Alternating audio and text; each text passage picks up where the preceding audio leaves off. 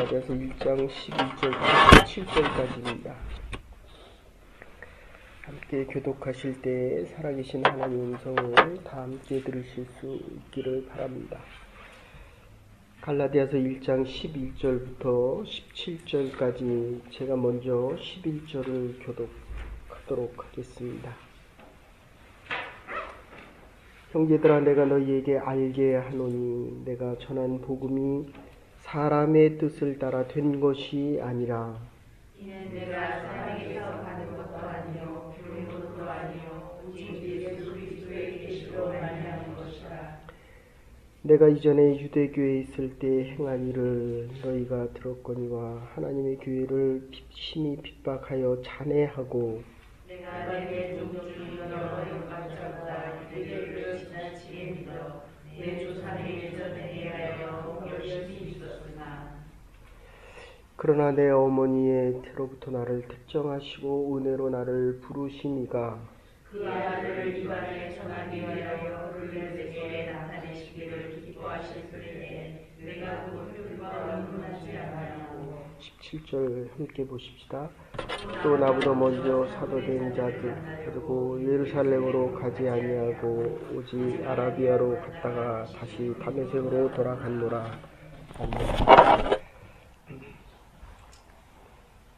먼저 결론부터 말씀드리면 하나님의 계시를 받았다 할리스피시스 하는 말인데 이 너울을 벗기는 것을 이야기합니다. 그래서 우리가 사람과 사람을 만나더라도 이렇게 보면 아주 분명하고 클리어한 분이, 깨끗한 분이 있습니다. 근데 어떤 분을 만나면 되게 가리운 사람들이 있습니다. 그러니까 자기 속을 잘 안 드러내는 사람들이 있습니다. 물론 사람의 성품과 인격 그리고 사람의 가치관과 살아온 삶에 따라서 다르겠지만 어쨌든 이 본문에서는 이렇게 이야기합니다. 주께서 나를 다메섹 도상에서 불러주셨는데 주께서 나를 만나주셨다는 것입니다. 오늘은 소명에 대한 것이고 내일은 사명에 대한 것입니다. 그래서 출애굽기 집에 가서 보시면 3장에 보시면 3장 1절부터 8절까지 모세를 부르시는 장면이 나옵니다. 그리고 그 앞에 1절부터 8절까지는 하나님이 부르시는 소명에 대한 것이고 9절부터 마지막 절까지는 하나님께서 일을 맡기시는 장면입니다. 근데 이 소명을 받을 때 너의 거룩한 곳에서 신을 벗어라. 호렙산에 대한 이야기입니다. 출애굽할 때도 말씀드렸지만 사실은 애굽에서 이스라엘까지 한 2주 정도면 충분히 갈 수 있는 거리를 40년 동안 돌아갑니다. 그래서 모세로 하여금 40년을 애굽의 문물 속에서 훈련을 시키고 리더십 트레이닝을 하고 그리고 나머지 40년은 광야에서 하나님을 만나게 하십니다.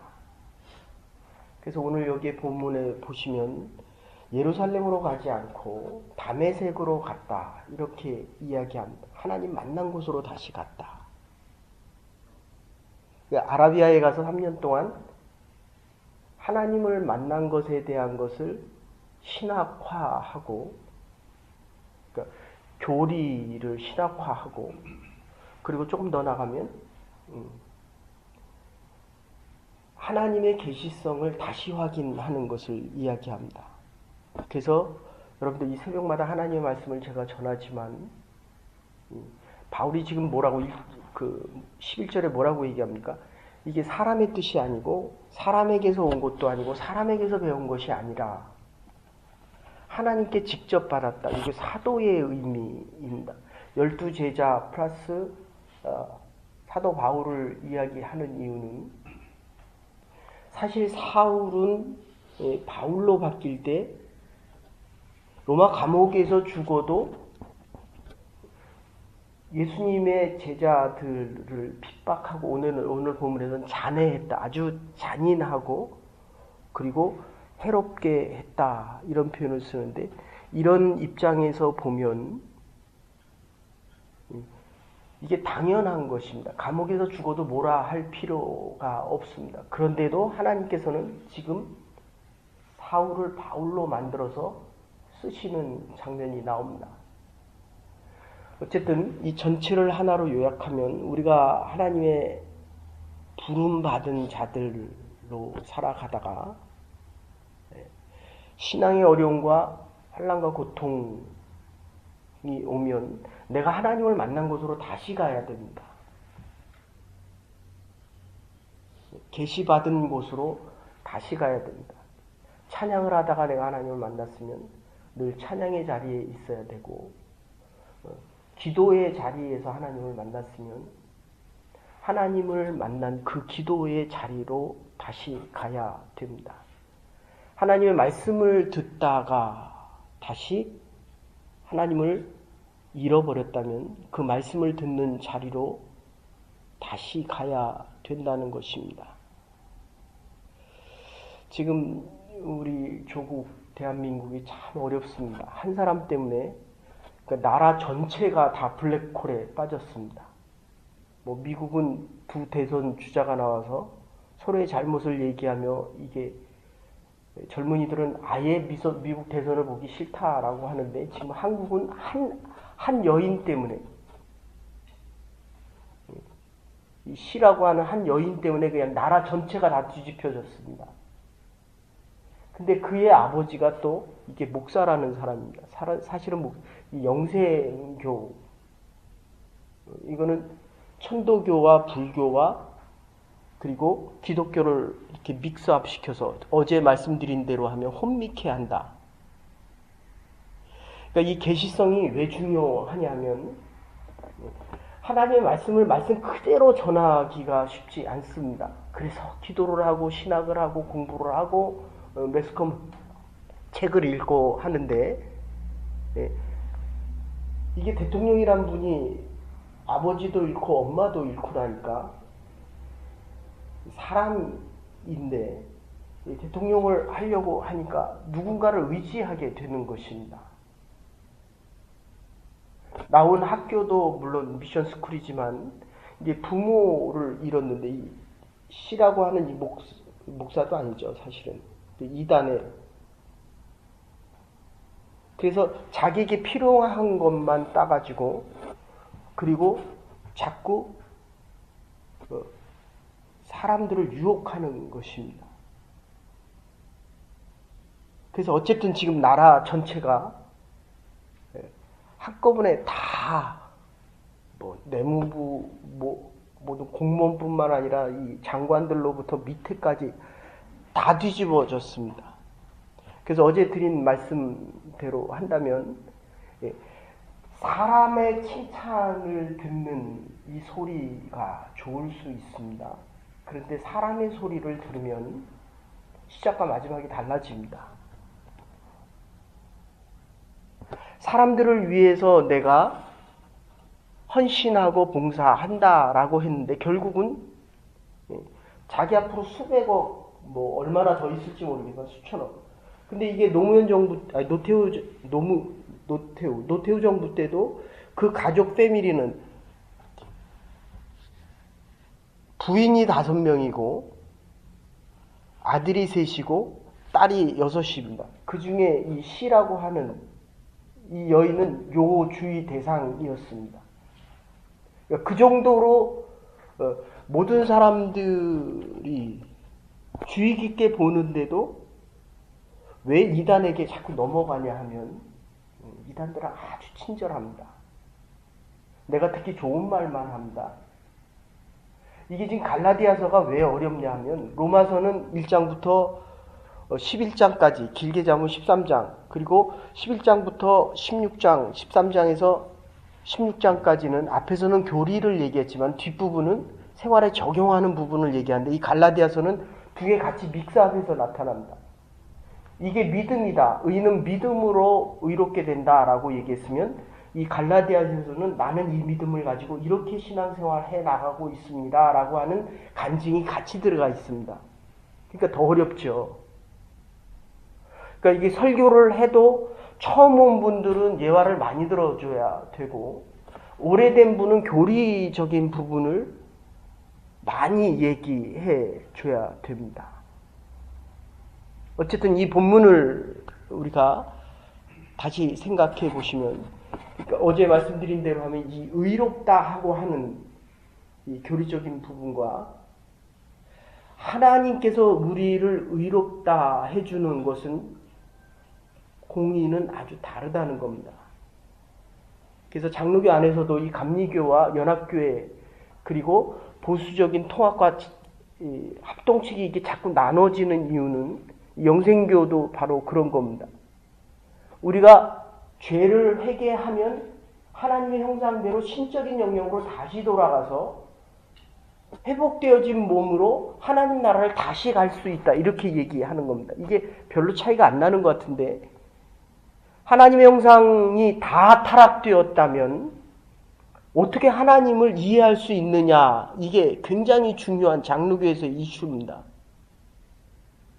그러니까 나를 알아보려고 한다면 정신병자는 못 알아본다는 겁니다. 저를.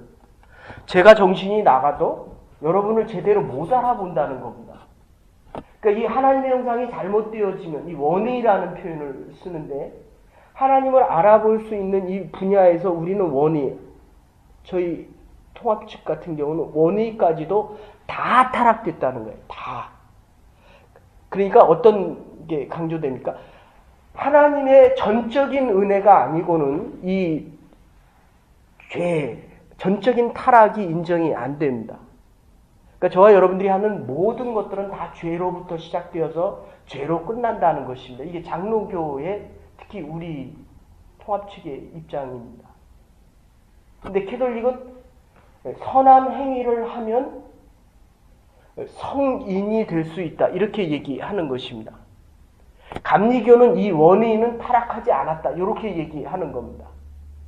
연합교회는 중간입니다. 그런데 어쨌든 제가 속한 이 교회 통합측 안에서는 우리는 우리가 살아가는 행위뿐만 아니라 하나님의 형상뿐만 아니라 그 안에 있는 본질적인 원의라는 부분까지도 다 타락되었다. 그래서 어거스틴이 이렇게 이야기합니다. 우리가 진실이라고 생각하는 것, 그것도 거짓이라는 거예요. 타락한 자들이 보니까, 죄진 자들이 보니까. 그리고 우리가 하나님이다라고 생각하는 것도 그것도 우상이라는 거예요. 이게 단순한 얘기 같지만 내가 옳다라고 생각하는 것, 옳다라고 하는 그 순간에 내 의가 드러나면 그것은 거짓이라는 것입니다.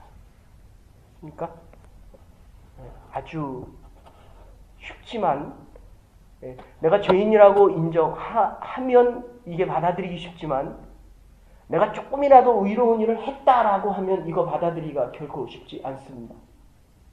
이런 관점에서 오늘 본문을 간단하게 보십시다. 그래서 지금 우리가 이 체험하고 경험한 하나님을 만난 이 계시적인 사건을 이야기하지 않으면 내 감정만 강조하고 내 가슴만 강조하면 독선적이 되지만 이 이성과 이론을 강조하면, 교리만을 강조하면 아주 건조해지고 어떤 면에서는 이해하기가 참 어려워집니다. 즉 관념론에 빠지기가 쉽습니다. 그래서 스펄전 목사님에게 제자들이 이렇게 물어봅니다. 오늘 주제가 소명인데 소명이 무엇입니까? 소명을 어떻게 하면 받을 수 있습니까? 교회 처음 오는 분들이 이 질문을 많이 하는데, 이 소명, 하나님이 나를 부르셨다라고 한다면, 하나님께서 이 교회에 부르셨다고 한다면 제가 죽을 때까지 이 교회에서 섬겨야죠. 그죠? 남편을 하나님이 허락하신 결혼을 했다고 한다면 죽을 때까지 같이 살아야 됩니다. 그죠? 근데 살다가 보면 이게 불분명해지면 내가 결혼을 이게 잘못한 게 아닌가라는 생각을 하게 됩니다. 그래서 이 스펄전 목사님이 소명이 뭐냐라고 할 때 이 첫 번째는 소명이라고 하는 것은 가장 가치 있는 것이어야 된다. 됐습니까? 그러니까 우리 기독교인들은 이 예배드리고 하나님을 만나는 게 우리 인생의 가장 소중한 것이어야 됩니다. 내 사업보다도 내 자녀보다도 아내와 남편보다도 하나님이 최고의 가장 프레셔스한 겁니다. 그렇기 때문에 하나님의 예정, 은혜가 주어진 상태에서 예배드리는 것이 가장 쉽다는 것입니다. 뭐 하는 게 가장 쉽습니까? 나는 태권도로 부름받았기 때문에 태권도 하는 게 가장 쉽습니다. 그리고 이 태권도는 나에게 가장 소중한 것입니다. 저는 말씀 전하는 것이 가장 소중합니다. 그래서 가장 나에게 가치 있는 것, 두 번째는 그것을 하기 쉽다는 것입니다. 여러분, 불가능을 가능하게 바꾸지 마십시오. 나에게 가능한 것을 최대의 가치로 자꾸 높여가야 합니다. 그러면 하는 일이 세 번째 재미있습니다. 스펄전 목사님이 하는 이야기입니다. 소명 받은 자들은, 하나님의 부르심을 받은 자들은 하나님께서 그것을 우리가 최고의 가치로 여겨주고 있기 때문에 하나님께서 내가 할 수 있는 그 일들을 쉽게 더 가치 있게 하면 할수록 가치 있는 일들이 됩니다. 그리고 더 나아가서는 재미있는 일들이 됩니다. 우리 카라라고 하는 말 많이 했습니다. 기쁘다는 것입니다. 유카리스타, 나를 드리면서 기뻐합니다. 우리가 성례식 할 때 그게 유카리스타인데, 나를 드리면서 내가 헌신하고 내가 봉사하면서 다른 사람이 인정을 안 해도 하나님 앞에 드려짐 자체만으로도 기쁘다는 것입니다. 그래서 이 소명에 대한 이야기 좀 더 하면, 우리가 인생을 살아갈 때 여러분들이 언제 중생하셨습니까? 내가 지금 하나님을 만났지만 하나님은 그 이전부터 다 계획을 하셨다는 것입니다. 우리 아이가 나면 몇 살 때부터 엄마 아빠 합니까?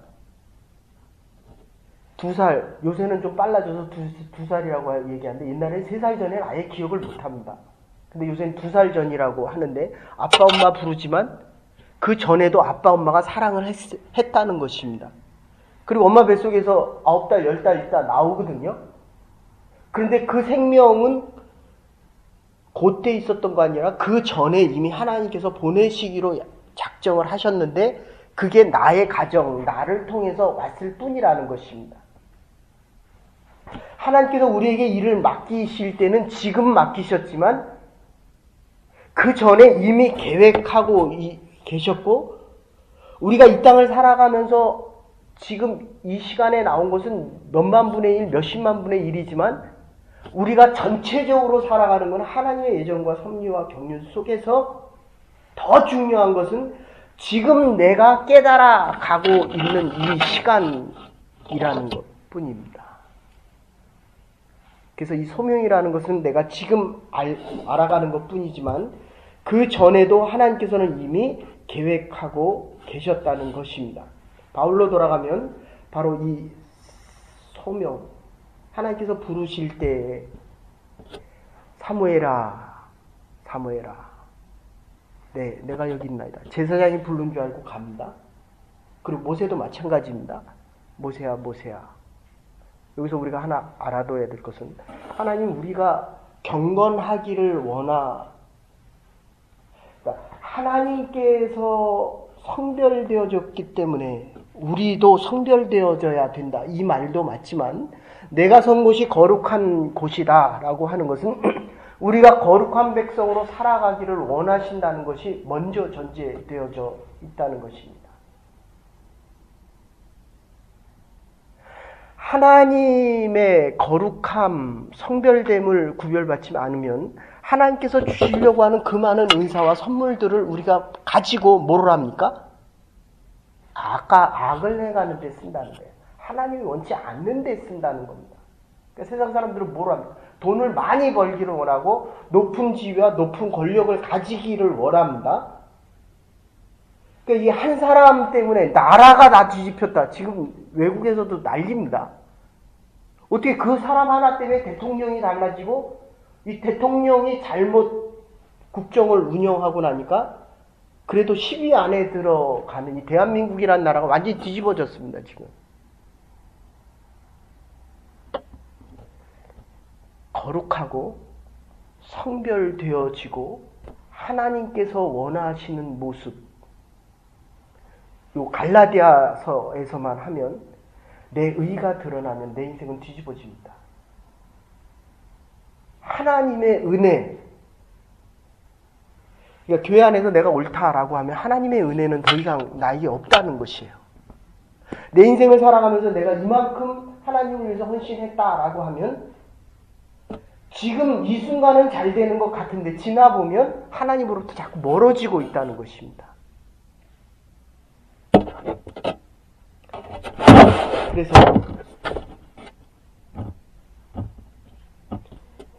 길리기아 다소에서 태어난 이 바울이 가말리엘 문화와 이 가말리엘 문화라고 하는 것은 철학, 그 다음에 헬레니즘 문화에 아주 능통한 사람을 이야기합니다. 그런데 바울은 그것뿐만 아니라 히브리인 중에 히브리인이었기 때문에 사내들인 공회원이었습니다. 그러니까 지금대로 얘기한다면 제가 전에 있던 교회에서는 캐나다 장로교회의 노회장을 했습니다. 그러면 교회에 일어나는 모든 사무적인 것들은 이 노회에서 다 처리를 합니다. 그리고 노회에서 해결이 안 되면 제너럴 어셈블리, 노회는 프레스피테리라고 한다면 이 제너럴 어셈블리에 가서 총회에 가서 이 문제를 행정적이고 사무적이고 법적인 사항을 해결받고 옵니다. 그러니까 이게 지금 바울이 문제가 생겼을 때 사실은 이 문제를 들고 사도권에 대한 논쟁 때문에 그렇거든요. 네가 왜 사도냐? 네가 스데반을 죽이지 않았느냐? 예수 믿던 자들을 죽이지 않았느냐? 그런데 하나님의 차원에서 보면 하나님이 부르셨기 때문에 계시적인 차원이기 때문에 내 사도권은 예수님과 우리가 지난주에 말씀드렸습니다. 예수님과 같이 생활을 하고 예수님의 부활을 보고 여기까지는 됐는데 이 마지막 조건이 안 됐다는 거예요. 예수님과 함께 생활을 못했기 때문에 과연 이 사도권이 오느냐, 사도 바울에게 있느냐라는 문제 속에서 하나님께서 나를 직접 부르셨다라고 이야기하고 이게 문제가 생겼을 때 예루살렘으로 가지 않고 바로 다메섹으로 갑니다. 여러분의 신앙과 삶에 문제가 생기면 하나님께서 여러분을 부르셨던 곳으로 가셔야 됩니다. 그래서 기도를 3년 하고 신학화를 3개 하고 스데반에 대한 문제는 우리가 사도행전에서 말씀드렸지만 이 7장에 대한 것은 죽인 것은 누굽니까? 사울입니다.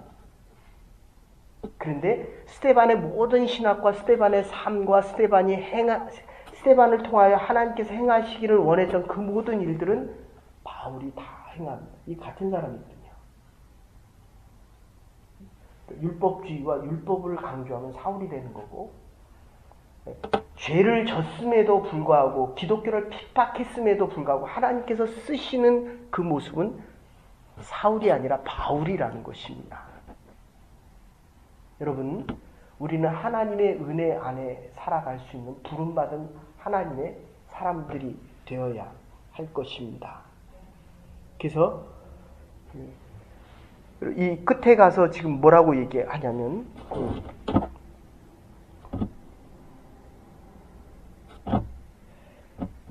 사도 바울이 이야기할 때 사람에게서 받은 것도 아니요, 사람의 뜻을 따른 것도 아니요, 사람에게 받은 것도 아니요, 사람에게 배운 것도 아니요. 그리고 마지막에 17절, 16절에 가면 이렇게 이야기합니다. 내가 과연 이 받은 모든 것들, 나보다 사도된 자들을 만나려고 내가 예루살렘에 가지 않고 16절에 보시면 내 속에 나타나시기를 기뻐하실 때 내가 곧 혈육과 의논하지 않았다라고 이야기합니다. 하나님께서 우리에게 말씀하시는 것, 이거는 하나님께서 우리에게, 나에게만 원하는 계시적인 사항들입니다. 그러니까 하나님을 통하지 않고는 다른 사람들은 사람마다 하나님께서 말씀하시는 게 다르기 때문에 똑같은 말씀을 해도 여기 계신 분들은 다 다르게 듣습니다. 근데 하나님의 은혜는 동일해야 된다는 것입니다. 정말 나는 부족한데 하나님 앞에 쓰임받을 수 없는 사람인데 어떻게 내가 하나님의 일을 감당할 수 있겠느냐. 내 지식과 내 능력과 내 감정과 내 체험, 이 모든 것을 다 벗어버린다. 이게 계시입니다. 여러분의 과거의 잘못 또는 내 의로움, 내가 많이 배운 것, 내가 많이 가진 것, 이거 다 벗어버리지 않으면 하나님을 만날 수가 없다는 것입니다. 그래서 결론적으로 이렇게 말씀드립니다. 우리가 하나님의 말씀을 들을 때는 내가 가지고 있는 모든 것을 다 버리고 살아갈 때